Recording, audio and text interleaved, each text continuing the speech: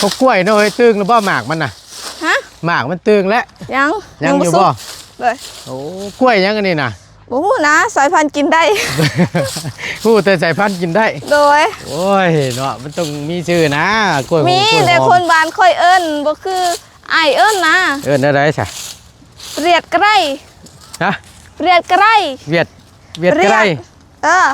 แล้วก็เรียดไกรไกรโดยแล้วมันแปลภาษาลาวเฮาเบิ่งบัดนี่บ่เป็นแล้วมีแต่กล้วยแหละโอ้ยเนาะกอดบ่ได้เลยได้นี่เจ้าสิเผาต้นกล้วยบ่เผาโลดว้ายว้าวเฮ็ดบาปแล้วเนาะเห็นว่ากะมันสิบ่ใหม่เข้ากกล้วยพุ่นบ่ล่ะบ่ใหม่ดอกอันนี้ทาให้กกอันนี้แห้งก่อนฮะสิเผาบอนนี่ก่อนเอาฉันขนมมาฝากขอบใจโดย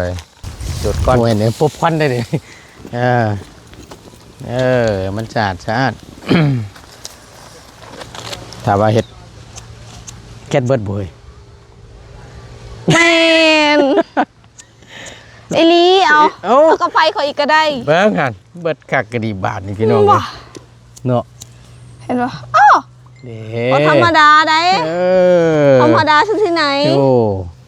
ได้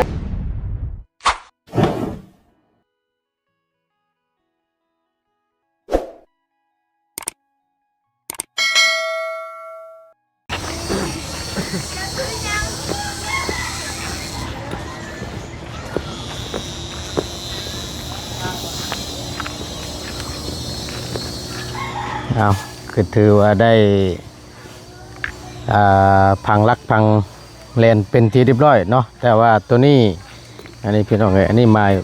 ม้ไว้ซื้อเนาะเพื่อไปให้ครับผู้ว่าลักมันอยู่มองนี้ดินอยู่จุดนี้ดินฮอดใจไปฮอดใจจริงๆนะพี่น้องเนาะเอาก่อนอื่นพี่น้องกราบทักทายสบายดีและสวัสดีพ่อแม่พี่น้อง FC เบิร์ดสุขูสุคนเด้อพี่น้องเด้อพบเจอกันช่วงเที่ยงเนาะทั้งน้องเพิ่นกับ่ได้ไปเฮ็ดเวียกเนาะหรือว่าบ่ได้ไปเหตุการณ์เหตุงานก็อยู่ทำความสะอาดดินรอนต้นหญ้าที่ดินไหม้ว่าสั้นซะถือว่าได้ครอบครองเป็นชื่อเจ้าของเป็นที่เรียบร้อยพี่น้องเลยก็ดีใจน้ำลายเนาะขอบคุณผู้ใหญ่ใจดีเบิดสุธานเด้อเนาะที่ได้สดได้ซอยทางน้องเพิ่นเนาะถือว่าทำความฝันเป็นจริงอีกครั้งหนึ่งในเรื่องดินหล่นต้นหญ้าเนาะก็ถือว่าได้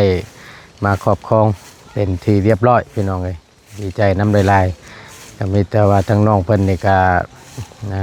สงสัยขอยุดงานเบิ่งแล้วมื้อนี้ทำความสะอาดเตรียมปัดกวาดให้มันสะอาดเนาะในระหว่างรอเพื่อมีข่าวดีเข้ามาเพิ่มเติมเนาะพอจุดกันจุดด้วยนะน้องเอ้ยพอจุดกันจุดได้กองไว้จุกไผ่จุกมันแล้วก็เขาก็บ่ต้องกองใหญ่โอ้ยไม่กันพอยนะพี่น้องเอ้ยเนาะคักดีนี่สบายดีละสบายดีคักดีเนาะว่าพืชนั้นไม่กวดก็ได้เอายังเห็ดเนี่ยคอยบ่ฮู้นะแม่คอยเป็นคนมาเฮ็ดแม่เป็นคนเฮ็ดเจ้าคือบนคอน้ำมันในโรงงานเจ้าน่ะอันบ่มีบ่โดยไม่กวดแข็งๆแน่เลยล่ะย่านตะแก้วแล้วพี่น้องเลยหนักมึงเนี่ยป้าปากสลามครับวัดตะกี้มันเป็นทางแบบมันทึบเด้อันนี้นะเขาก็สีมุ้งสีเมาเข้ากับบุเฮ็ดกองใหญ่และไอ้กองน้อยๆเอาจูดเวลาเขาจูดไฟมันจังลุกบ่แห้งเอาเป็นจุกไปเนาะก็ถือว่าทีมงานก็ได้เข้ามาเยี่ยมยามตั้งแต่เช้าพุ่นแหละโดยมื้อนี้นี่บ่ได้ไปเวียกมื้อนี้บ่ได้ไปอยู่ทำความสะอาดก่อนเนาะโดยในไรเมื่อคืนนี่นอนรับอยู่บ่ดีใจแฮงนอนตั้งแต่หัวค่ำพุ่นนะบ่โดยตายเนาะดีใจแฮงว่าซั่นโดยเพราะว่านอนรับได้แล้วบ่ได้แบบพอนอนบ่ได้เต็มอิ่มมาหลายมื้อแล้วอันนี้เขาก็คือว่า ดีใจแล้วก็สบายใจแห้งแล้วก็นอนเต็มอิ่ม บ่ตีแล้วพี่น้องเอ้ยน้อง โดย ก็บ่ว่าแต่น้องเพิ่นนะบ่ต้นคือกันล่ะ โดย ถ้าว่าอันนั้นเนี่ยก็ได้แบบ โดย ความ ความฝัน นะ โดย แบบว่า ถึงสิเป็นแบบบ่หลายก็ถือว่าดีใจแล้วก็ถือว่าหลายสุดสำหรับค่อย แม่นสุดยอดแหละพี่น้อง โดย ถ้าว่าได้ปรับแต่งหนาดินหนาดอนนี่ก็แม่นได้เอาออกได้กรมกรามพี่น้องล่ะ โดยเอาออก กบกลุ่มกล้วยนี่บ่ยั่งได้กล้วยนี่เนาะ โดย กองไว้ เดี๋ยวจังเอากระไพมาจุดทำความสะอาดเนาะให้มันเป็นแล้วก็จังคอยย้ายพื้นย้ายรัวออกไว้จุดใดจุดหนึ่ง โดย เพื่อว่า มีบ่ไปแน่นอน ฮะอันใดเกาะ เห็นบ่ ไปบอก หลายโพดบ่ไป มันโมแมนดอกหลาย มันน้อยโพดไม่กว่า ไม่กวดเจ้ามันกวด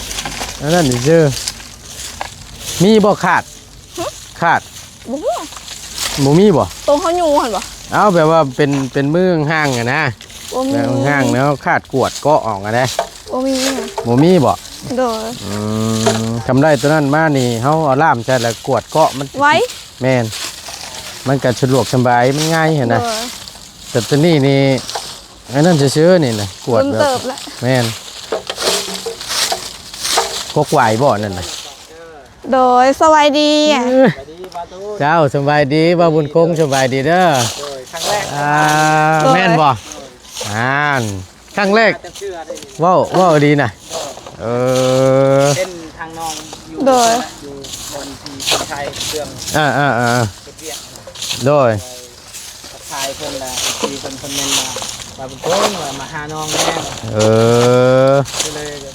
ได้ไปเวลาว่างเขาก็มา เลย นี่แหละนี่เป็นกาเกียมทำความสะอาดอยู่บ่บนคงเลยก็คือดินร้อนตอนหญ้าเพิ่นตอนไม้นี่แหละก็คือเมื่อวานนี่ก็ได้ทำการซื้อขายหรือว่าซื้อดินซื้อร้อนแล้วเสร็จสิ้นเป็นที่เรียบร้อยถือว่าได้ครอบครองเป็นดินเจ้าของแล้วบ้านนี้ ใบขอบทองอยู่ กับใบน้ำไผ่ใบข้าวทั่วไปนี่แหละเขาใบอันนี้แหละก็ขอบช่อง ก็เลยดีใจแฮงก็เลยปัดกวาดมาแต่เช้าแล้ว ไปทาง เรียกว่ามัน มื้อนี้บ่ได้ไป ผักก่อน พักทางหญ้าบ่นี้นํทาง ไอ้มัน ได้ดินจ้ะวันนี้กุ๊กไม้นี่ได้ใช่กุ๊กไม้กุ๊กจอกนี่ขนาดเดี๋ยวมาสีตัดบ่แต่วันไหน ก็ยังบ่ฮู้คันแบบกันอยากตัดก็ตัดได้โดย แต่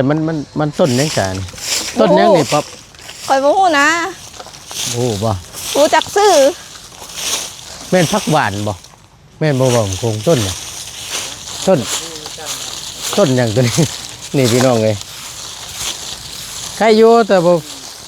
ยังโบ่งกับโบแมนเนาะ บ่แม่นหยังบง ฮะ บ่แม่น บ่แม่นอย่างบ่ เป็นมากเด้อ บ่ พระธาตุเนี่ยมาเลื่อนเจ้าจะได้ลังได้เลย หลังนี่ โอ้บ่บุญคงแล้วอันครั้งแรกเนาะคือว่าแล้วเนาะ โดย เป็นหลังตัวนี้อ่ะ เด้อ โดย ตัวนี้หันตะกี้หันเป็นเพื่อนทางแม่ยาอีกผู้หนึงเป็นแม่เฒ่า เด้อ เรามาใส่อยู่นี่นำลูกเพิ่นแต่เดี๋ยวนี้ลูกเพิ่นเอาผัวแล้วแล้วก็เพิ่นก็เลยย้ายมาอยู่นำลูกเพิ่นอยู่บ้านหัวหลว มีจักร ครอบครัวข่อยมี7คนน้อง5 6พร้อมกับข่อย 7ทั้งแม่นำ จะมีแต่ว่า เด้อ ในระหว่างคลิปนี้เด้อทางบอตูนจะมอบหมายในการสนทนาให้ โดย คือทางบ่าวบุญคงและน้องป๊อปเนาะ โดย แต่ว่าบอตูนจะเบิ่งน้ำกันเนาะ โดย โอเคมีแต่ว่าเชิญให้ทั้งบ่าวบุญคงสัมภาษณ์และถามทั้งน้องเพิ่นเพราะว่าทั้งบ่าวบุญคงเพิ่นยังบ่ โดยยัง บ่ฮู้ปานใดเนาะแต่ทั้งบอตูนนี่พอฮู้ละเข้ามาหาน้องเพิ่นหลายรอบมีแต่ว่าให้ทั้งบ่าวบุญคงสัมภาษณ์เนาะ แรกๆนี่ก็ เบิ่งน้ำกันพี่น้องเลย ให้แบบว่าพบกับน้องนะแต่ว่าเห็นแบบเจ้านะแบบไปสัมภาษณ์เจ้านะ เขามาอยู่นี่ โดย หลายอยู่เนาะ ถือว่าหลายเติม แต่ทำอีทบ่ทางบ่าวบุญสารวันเพิ่นมาเจอคอยสวงน้องหลานคอยบ่ลูกของนาบ่าวคอยเสีย เจอครั้งแรกแล้วก็โดนเติบได้เจอกันอีกเทื่อนึงคอยไปขายหน่อไม้ตามทางอายเพิ่นเขามาเห็นแล้วเขามาซื้อซอย แล้วก็ฮอดซุมื้อนี้เลยเด้อ จังไดจะดีใจนำเด้อ โดย ดินดอนเนาะ โดย ตัวเองแล้ว โดยก็ขอบใจไอ้นำเด้อโดย เอากับซ่อมเพื่อนนี่แหละเห็นเมื่อวาน โดย นี้โอ้บ่ใครมาเมื่อวานนี้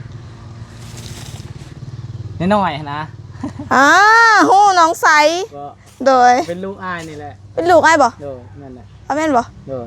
บ่ฮู้บ่ บ่ฮู้ เพราะว่าอ้ายข้าเวียกก็เลยไปว่าไปใส่ว่าไปอัปเดตอันน่ะทางน้องปั๊บแน่ว่ะ โดย เพิ่นก็ไปละเอา โดย ไปมีแต่ให้ทางน้องไส้ไปละไป โดยเป็นลูกอ้ายบ่ โดย โดย เพิ่นก็แบบว่าทางทีมงานนี่แหละช่วยและทางผู้ใหญ่เนี่ยเฮาก็บ่ โด ได้ ย มีหยังคือกัน โดย ทางน้องนี่ โดยอ่ะ อันนี้เฮาก็ขอบคุณทางทางเบาตูนหมด โด ทีมงาน ย นี่แหละ โดย ช่วยเฮาได้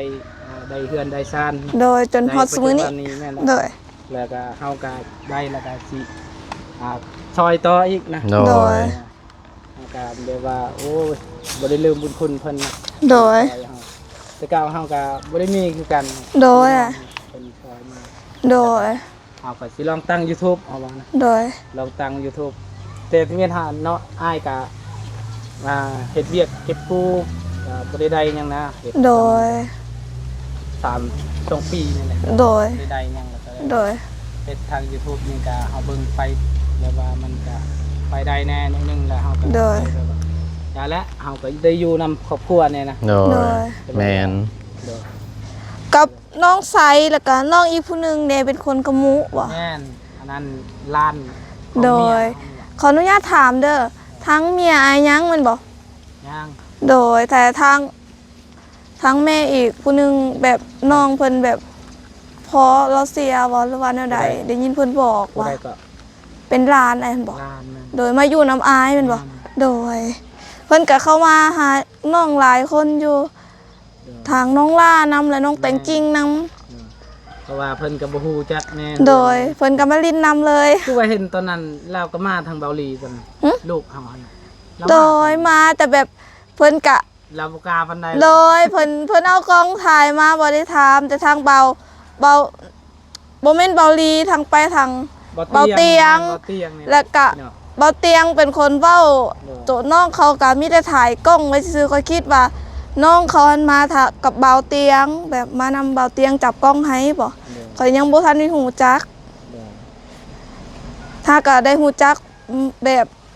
เมื่อวานนี้เมื่อคืนนี้ อันนี้ก็เจ้าก็แบบว่าบ่ฮู้เนาะ โดย คันอายบ่ได้บอกก็บ่ฮู้เนาะ บ่ฮู้ เด้อ เด้อ เคยเบิ่งอยู่บ่คลิปบ่ได้เบิ่ง เบิ่งอยู่เห็นไอ้ทายน้องล่าบ่ โดยแม่นบางเทื่ออายก็บ่ได้ไปก็ให้ลูกแต่ว่ามองให้ โด เพิ่ ย นไปอัปเดต โดย เห็น โดย เป็นไงก็ดีที่ โดย เนาะจังไดก็ดีใจนำเนาะ โดย เป็นของตัวเองนะ โดยก็ขอบใจไอ้น้ำเด้อโดย เอาถือว่าการชนทนาเนาะหรือว่า โด สั ย มภาษณ์ในทางพอน้องไส้พี่น้องไอ้ครั้งแรกเนาะโอ้ถือว่าราบรื่นได้พี่น้องไอ้ว่าตัวก็เลยเงียบแน่นิดนึงเมื่อกี้นี่ โดย เพราะว่ามันจังสีบมีเสียงรบกวนนะจะได้ฟังชัดเจน โดย เพราะว่าถ้าเว่าหลายคนล่ะมันสิงำกัน โดย โมเมนต์ยังดอกพี่น้อง เพราะฉะนั้นแล้วล่ะก็เปลี่ยนกันทำเนาะ โดย เพราะว่าทางเรานี่ก็เข้ามาครั้งแรกว่าสั้นซะ โดย หมู่บ้านนี่ก็เป็นทั้งน้องไส้แล้วก็น้องไว้ที่เข้ามาเยี่ยมยามทางน้องป๊อปช่วงแรงๆเนาะเข้ามาถ่ายทำแต่ว่าส่วนหลายก็เห็นทั้งน้องไส้ใส่ซิ่งเฮานั่นแหละพี่น้องเลยไปโอ้เพื่อนน้องใจดีพบพ่อกันอยู่ทางลานๆเพิ่นว่าก็ได้พี่น้องเลยเมื่อคืนนี่ก็หลังจากที่ถ่ายคลิปมายังแล้วแวะเมื่อกินข้าวอยู่เพื่อนตำหุ่งพากันกินอิ่มเลยเรียกว่าพากันกลับแล้วเมื่อคืนนี่ โดย จะคลอดจักโมงบ่มันคง ประมาณ 8 โมงเนี่ย ประมาณ8 โมงเดี๋ยวกินข้าวก้อนเวลาเอ้ยว่ะผู้มันแวะก็ไปดินน้ำเพราะมันเป็นทางผ่านผู้ดีนั่นนะอยู่ใกล้ๆนึงดอกพี่น้องไอ้บ่ได้ไกลปานใดแต่ว่าทางอีหลาเพิ่นเมื่อนี่ก็ห่วยไกลเติบอยู่ได้จากบ้านเพิ่นนี่ก็ได้นี่บ่กับไผน่ะ มี บ่มี ว่าเฮาก็บ่ได้ทุกอย่าง เออมีบ่ป๊อป มี มีแต่ว่าก็กวดมาเป็นจุ่มเป็นกองน้อยๆแล้วก็จังจูดมัน โดย กับหมูมีไอ้เจียวไห้อยู่ในกระเป๋านี่ โดยมีอยู่ พกผ้าอยู่ได้พี่น้องบ่ได้สูบยาหรอกแต่ว่าถือไว้ แต่ก็สิยืมของไอ้ายก่อนเด้อสิจูด อันนี้อยู่ นะ เหือนกี่คันขึ้นไปเอา ได้สิเป็นหยังบ่ยากนะนี่กระไผน่ะ โดย พกกล้วยเนาะเฮ้ยตึงแล้วบ่หมากมันน่ะ ฮะ หมากมันตึงแล้ว ยัง ยังอยู่ สุ บ่ กเลย โอ้กล้วยยังอันนี้น่ะ บ่ฮู้นะสายพันธุ์กินได้ ฮู้แต่สายพันธุ์กินได้ โดย โอ้ยเนาะมันต้องมีชื่อนะกล้วยหอ มี กล้วย แต่ หอ คน ม บ้านค่อยเอิ้นบ่คืออ้ายเอิ้นนะ อะไรซะ เรียดไกร ฮะ เรียดไกร เวียดไกร เออ แล้วก็ เรียดไกร เวียดไกร โดย แล้วมันแปลภาษาลาวเฮาเบิ่งบัดนี่ บ่เป็นแล้ว บ่ มีแต่กล้วยแหละ โอ้ยเนาะเออมันเป็นกล้วยเล็บมือนางอยู่บ่ล่ะ ฮะ กล้วยเล็บมือนางอยู่บ่นั่นเลยพี่น้องหมักน้อย โอ้ ๆ โห ยาวๆนะมันสิมีกล้วยไข่กล้วยเล็บมือนางกล้วยน้ำว้ากล้วยหอมทองกับหมักใหญ่ๆยาวๆหั่นเด้ โดยบ่ฮู้ ตัวนั่นแหละ โดย แต่ว่านี่เบิ่งคล้ายๆพี่น้องหมักกัน โดย เหลืออยู่เครื่องนึงเนาะ โดย อากาศสีฮ้อนเอาแน่น้อยนึงมันนี่ก็ได้ โดย มีแต่กองไว้ ลักเข้าไปฟังไว้ครบแล้วบ่สี่มุม มีแต่บอลจุดยังบ่ทันได้ฟัง แต่ว่ามันมีต้นไม้แล้วเด้ เออเพราะว่าเรื่องเสาปูนนั่นอันนั้นก่อน โด เนาะ ย แต่จังว่ากัน โด เนาะ ย มีแต่ว่าเดี๋ยวสิไปเอากระไฟมาให้เด้อ โอเค กองไว้ โดย อยากยืมเพิ่นว่าพี่น้อง เบิ่งเดี๋ยวบ่ตื่นไปเอากาแฟมาให้ก่อนจักหน่อยหนึงเนาะโอ้ยฮ้อนแท้พี่น้องเอ้ยว่าฮู้สึกว่าติดกระเป๋าว่านับอยู่นะ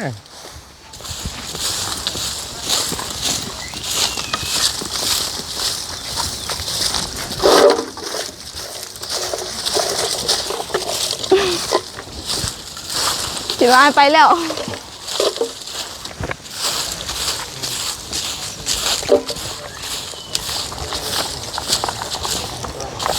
โดย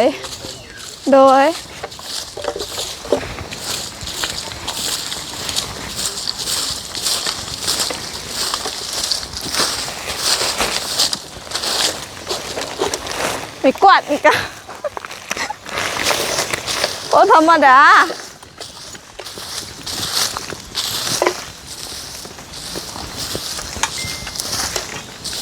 กวาดบ่ได้เลยได้นี่ เจ้าสิเผาต้นกล้วยบ่ เผาโลด ว้ายอ้าวเฮ็ดบาปแล้วเนาะ เห็นว่ากะมันสิบ่ใหม่เข้าก็กล้วยพุ่นบ่ล่ะ บ่ไม่ดอกอันนี้ทาให้กบอันนี้แห้งก่อน ฮะ สิเผาบอนนี่ก่อน เอาฉันขนมมาฝาก ขอบใจ โดยจุดก่อนเนาะเพราะว่าอันนี้ต้องได้ตัดออกอีกบ่ ตัวใด วายบ่นี่เพิ่นเอิ้นวายบ่ โดย อืม ตัดออกแล้วแหละ บ่ โดยสิจูดบอนนี้ก่อนว่ะ จุดอันให้มันเป็นแต่ละมุมพี่น้องเอ้ยพอได้ก็ไม่จังไผนี่แหละแม่นก็ไม่จังไผอยู่บ่ โดย แม่นบ่ โดย เกี่ยวมีหนอออกน้ำประจักษ์นี่บ่ ยัง ยังอยู่จุดหรือไม่ อ๋อ ตรงนั้นล่ะเด็กลมในนิดนึงโอ้ยติดบ่เด้บ้านนี่พี่น้อง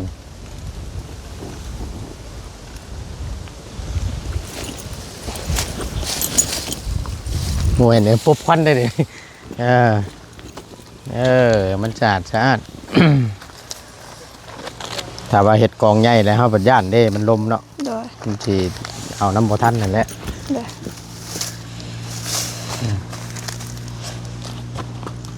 ถ้าว่าได้คาดเนาะมากวดนั่นน่ะจักหน่อยหนึง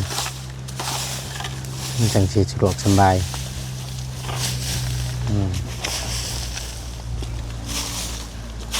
ให้อยู่ไว้ไม่มันแห้งอยู่ทำความสะอาดไว้เลยพี่น้องเอ้ยตั้งเทื่อบัดฟ้าลงฝนตกมาผัดยากอีก โดย มันเปียกน้ำสีนะร้อนพี่น้องเลยไปแล้วป้าบุญคงนะแล้วเราป้าเจ้าเนี่ยเป็นได้ไร ยังอยู่ ยังอยู่สบายดีข้อมหนึ่งมาเพื่อเป็นการบ่เสียเวลาพี่น้องเลยเดี๋ยวพร้อมๆกันนี่แหละเนาะทั้งบ่าวบุญคงน้ำพี่น้องเลยสัมภาษณ์แล้วก็ถ่ายทำน้ำกันในคลิปนี้เนาะก็มีแต่ว่าโอ้ลมไปน้ำกันพุ่นละช่วงหนึ่งแรงแล้วก็จังว่ากันอีกทีนึงพี่น้องเลย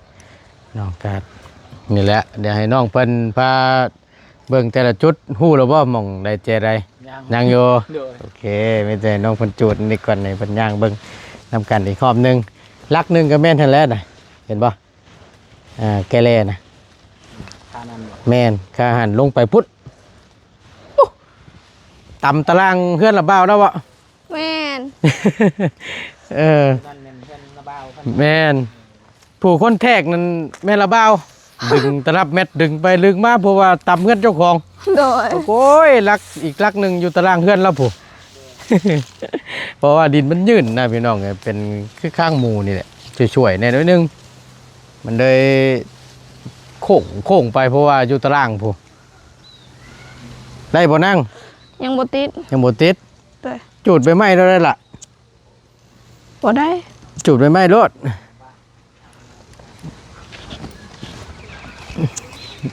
จุดไว้ไม่แห้งอันใด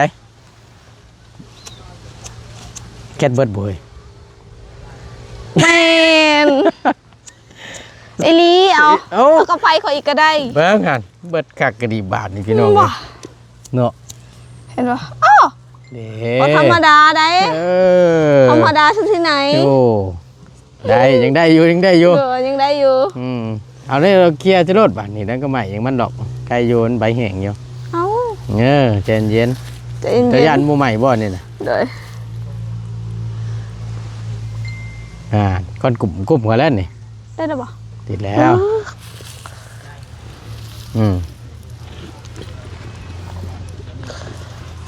เย็นใจเย็น ใจเย็น ติดบ่ เอ้ามันดับแล้วบ่ ไอ้ ติดบ่ เบิ่งโอ้ที่ไหนพัวอยู่บ่ป๊อปเอ้ยจู้ไพ่กับบ่ติด ขอบใจเด้อ บ่ได้ยังครับ โดยสำนิกะได้กินแล้วขอบใจไอ้ เบิดปุรีพี่น้องเอ้ย เจ้าก็ยังมีน้องบ่ มีฮันเด ใจน้อง อ๋อละ ไปน้องกัน ไปนั่นเบิ่ง หาคนพอดได้หนึ่งแดกตังดงอะในดอกนะพอดเอ้ยจ้าแก้วไอ้เนาะ เจ้าเป็นเอื้อยอันนั้นเนาะ เป็นเดือยโก๊ก เป็นโกกเนาะ โดย ขออนุญาตทำแล้วก็ โดยพอน้องสิ เดี๋ยวไปน้อยๆเนาะ ตอนพ่อคอยเชียร์ตอนอายุ16 ปี14 ปี นี่ เดี๋ยวนี้เด็กน้อง สาวปีแล้วเท่าแล้ว ได้รถ โดย สาวปีคือว่าแบบว่ายัง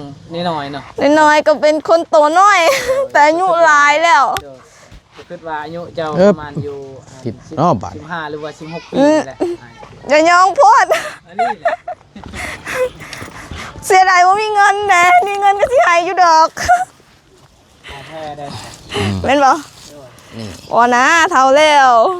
นี่บ่เสือทำเอาตูดนี่ว่าอายุเมื่อกี้นี่ว่าใครเท่า เท่าแล้วบ่ใช่ไหม เท่าแล้ว จำนี่ว่าเท่าเลยยังน้อยยังหนุ่มอยู่หั่นแหละ บอดอ่ะเห็นบ่ทางเบา เจ้าเนาะเมื่อวานนี้คืออันนี้ก็ ฮอดกกไม้นี่ไม้ไล่นี่ฮอดกกไม้ไล่แล้วก็ สบายดี มาแต่ทั้งใด หน่อไม้ไผ่นี่ มันตะเฮ ว่า เอาจะไปยังน่ะ มันมีรักเนาะพังไว้ ไปงั้นร้องงั้นแต่งเนาะ ไว้ก็สบาย หากะมานี่บ่ เฮากะ โอ้ โดยถ่วงบ่ได้แล้ว มีเงินก้อนสิซื้อเสาปูนมาฟัง ไปซอยเวียก อัน เพิ่ นี้ นเลย เฮา บ่ ใส่แต่เสาอันนั้นแบบกกไม้ตัวน้อยๆก่อนแบบพอได้ฮู้บอลจุดใดจุด หากะแล้วเนาะ มันเป็นแบบนี้ หากะมาฮอดเราก็ได้ ด้วย เป็นอะไรอันหลังจากที่ได้ดินรอนตอนหญ้าใหม่ดีใจบ่ ดีใจ นอนรับอยู่บ่เมื่อคืนนี่ นับ ใช้ลงลายลักษณ์อักษรลงสื่ออย่างเรียบร้อยแล้วอยู่ใช้ใบมันขอเบิ่งหน่อยกว่า ทางนาบ่าวคอยเอาไว้บ่ นะว่าเอาไว้แล้ว โดย ต่ำเพื่อนเราพอดีเนาะ โดย เดี๋ยวยึดไปก่อนแล้วเราอะ แทกไปแทกมาเพราะว่า โดย ต่ำอยู่หมองเงินเจ้าของวันนี้ โดย เดี๋ยวเราอะว่าหยอกพี่น้องเลยก็บ่ได้ยึดหรอกเลยแต่ไว้น้ำระเบ้าเราก็ถือว่าได้เรียบร้อยแล้วบ้านนี้นี่แต่ว่าทำความสะอาดไว้ท่า โดยเอาไว้ทามีเงิน เนาะ โดย ไว้ท่ามีเงินแต่จึงคอยอันปรับ โดยปรับดินปรับดอนดิน ให้มัน